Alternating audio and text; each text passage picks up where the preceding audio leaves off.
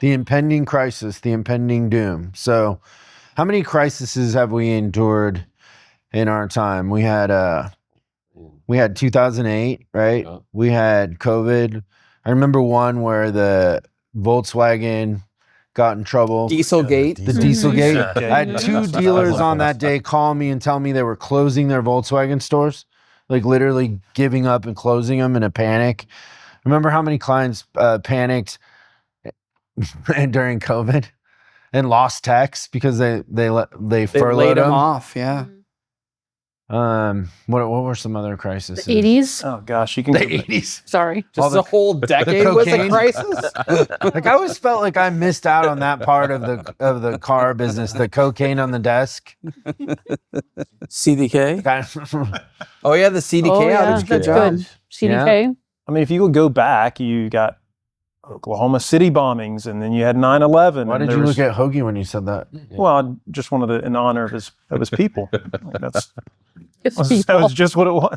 But I mean, you had all these things that took place. Each one. What about the Doom big, was a great one. What about the big airbag recalls? Remember that Oh, too? Yeah. Yeah. Ignition recalls. How about the liftgate latch on minivans back in the late 90s? Yep. The Toyotas that had the unintended acceleration. right. Where Oh, the, yeah. I forgot about that. And the Audis. that blew up when you ran into tap the bumper. There's the Pinto, the Ford Pinto. Everyone Ooh, remembers that was my first car. What was the Pinto. Ford Pinto? Just, Gas- just the the Ford gas Pinto? tank. The gas tank explosion problem. I don't remember that. Yeah. Bridgestone tires. Oh, yeah. That's Oh, right. yeah. Ford Explorer. forgot about that. That's a good one. Yeah. Yeah, so now we have tariffs, right? Mhm. The next impending crisis or the next impending doom. So if we look back on those experiences like COVID and all of them, we have a unique perspective because we see what clients do and the ones that make it and the ones that lose ground or lose their leverage in a sense by their actions. What sort of behaviors suit the ones that end up coming out ahead no matter what the crisis is? Like what is it that we see? Well, you do have to admit the tariff thing is a little out of control. I mean, like air used to be 25 cents at the gas station. Now it's $1. I suppose that's inflation. It's imported. Jeez. I need a drum set and a Oh cymbal. my gosh. I like it.